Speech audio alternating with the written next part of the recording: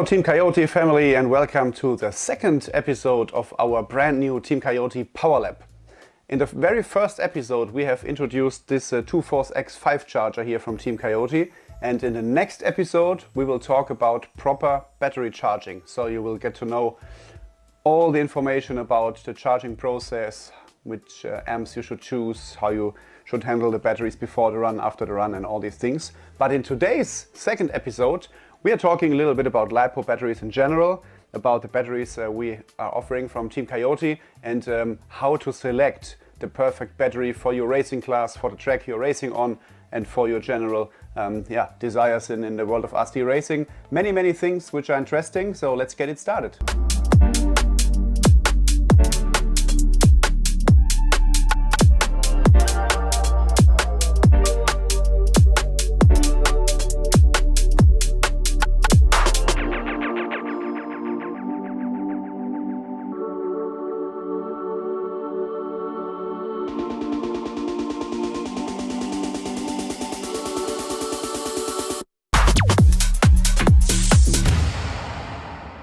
First of all, we talk a little bit about the basic informations about the Lipo batteries we are using. So as we are talking mostly about 1/10 scale on-road and off-road racing, the batteries which are in use are containing two cells. So they are called 2S batteries, which means that inside of the hard case you will find two lithium polymer cells. So 2S means two cells. There are also existing 3S and 4S batteries for bigger racing classes such as 1/8 scale and all the other bashing things. And there's also a battery which only contains one cell, so a 1S battery, which is in use in the 1/12 scale pen car classes. So this is first important basic information. So 2S means two cells inside of the hard case. Then we have many other different things which you need to look about when you are buying or choosing Lipo batteries. So first of all, there's a capacity. The battery says in this case 6,300 milliamps. This is the capacity which you can charge into the battery when you charge it completely full. Then we have the weight, which is one of the most important facts about every battery. So also example, this one here is around 240 something grams. So it's a pretty light battery, but there's a big range in weight and also in the height of the batteries. So this is something which you always need to consider. Then we have things like the C rate, the voltage. So are you buying a 7.4 volt battery or a 7.6 high volt battery? This is another thing. And then you can just check the dimensions and the connectors.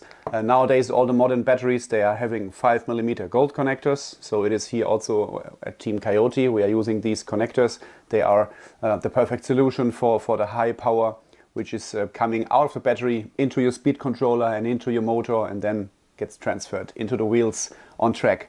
So these are the most important basics which you need to know about Lipo batteries. In racing it is normally always the rule that the battery needs to be in a hard case. So it's a very hard plastic case. You cannot use a battery which is in a soft case like the guys who are flying planes or drones are sometimes using. This is a safety aspect because in racing it can happen that the battery gets crashed out of a car, and then the hard case is protecting the cells from catching fire and whatever. So hard case are the way to go. Another interesting thing which you need to know is what the C rate really means. I just mentioned the C rate of the battery, and therefore we will just take a closer look on one of the batteries, which are packed pretty nice at Team Cayote, I must say. Very luxury and decent.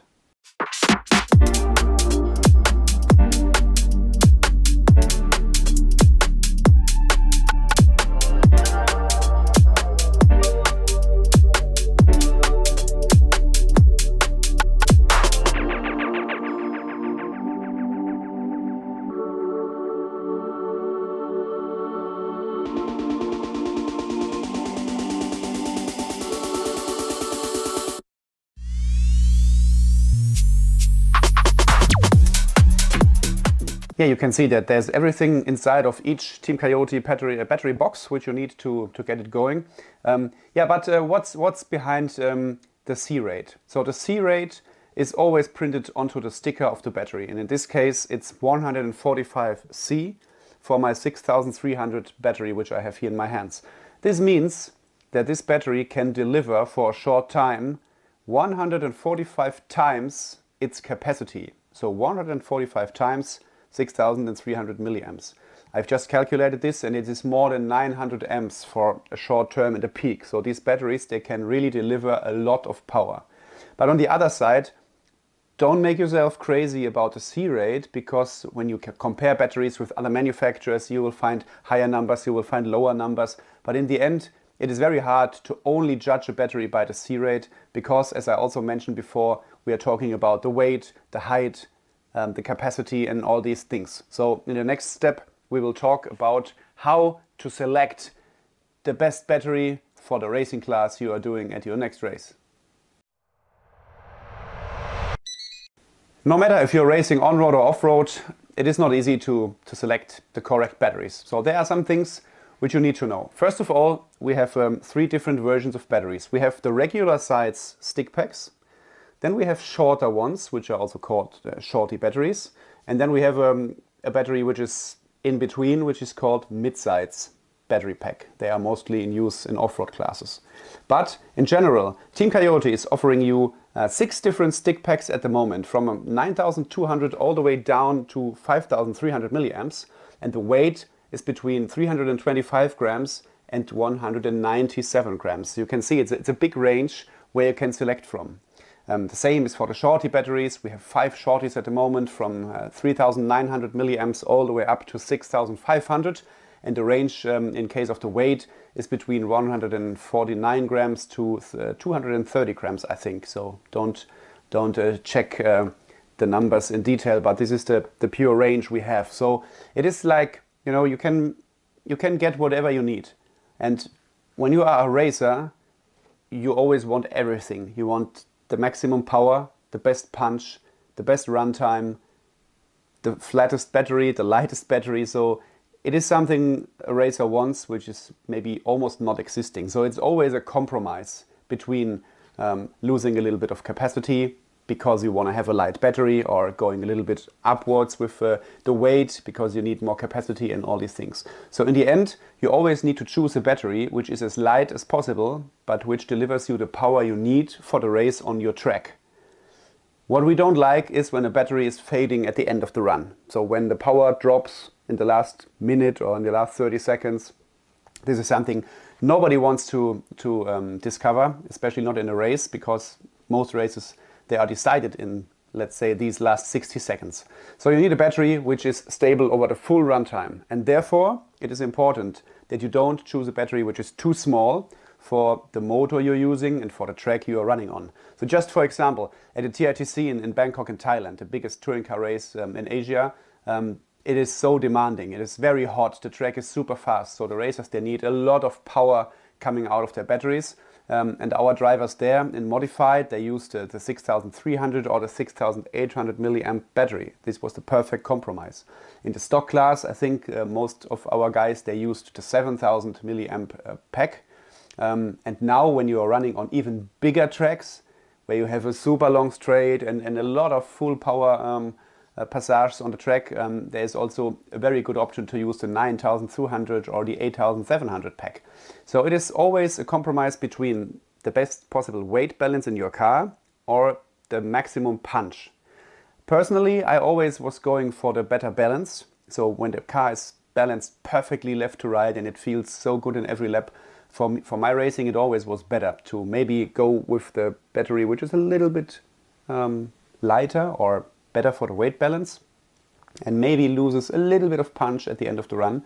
I always felt better with that, but other racers have a different approach. They say, hey, come on, I will have the maximum punch for the entire run, and I'm going with a little bit imperfect weight balance in the car for the 5-minute run. So it's kind of a philosophy, and you need to try yourself, but it is important that you know that there is not the one and only perfect battery for your racing. If you're going on big tracks, you need more punch, you need more runtime, you need more power, you need more capacity, because capacity is runtime, is power.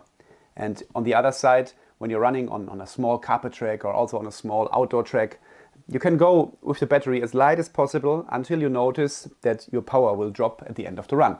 And yeah, this is something which you always need to consider.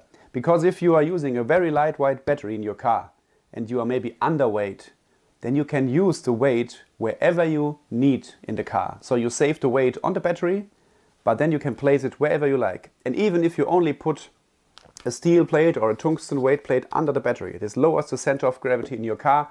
Result is a better handling. So there are many things you can do by just selecting the perfect batteries. In the world of off-road, I'm maybe not the biggest help, but in one of our next videos we will also talk to some of our off-road drivers like Michal Orlowski, Bartek Zalewski, and also David Ronnefalk. So there will be coming some voices from them as well. But in off-road it's basically the same. They also can shift the battery in the car forward and backwards to take influence on the handling of the car when jumping, when landing, when flying in the air. And they also need to choose if they need more runtime, if they need a heavier battery also to balance out the car. This is something which affects all racing classes, no matter if it's on-road or off-road, if it's 112 scale, 110 scale, touring car, fronty car. So it's a very big topic. And I think that it's very important that you always think about the track you are going to and the handling of the car you need. Is it a very powerful motor you are using in modified? You normally don't need these very big battery packs because your motor is so powerful that you will never extract the full potential from your motor. And then a battery between 6,000 and 7,000 is very fine nowadays. So Team Coyote's 6.3 and 6.8 is the best solution if you're running modified. And in the stock classes, if the track is small, you can also go with the 6.8. And on bigger tracks, just try the 8.7, which is a very good one, or the 9.2. And when it comes to indoor racing, everything changes again. Because then you don't need that much power, because your tires, they have so much grip on carpet that you anyway have a lot of forward drive because of the traction. And then you also can normally always use a lighter battery pack on carpet compared to running on a big outdoor track. So on carpet, touring cars, they can use a 5.3, a 6.3 or a 6.8 pack in stock. So it's very different. And also in the front wheel drive classes where the guys are using the shorty Lipo packs, they're using normally the 4.6 or sometimes also the 3.9 to just reduce the weight in the car, to have more weight to play around with on their chassis.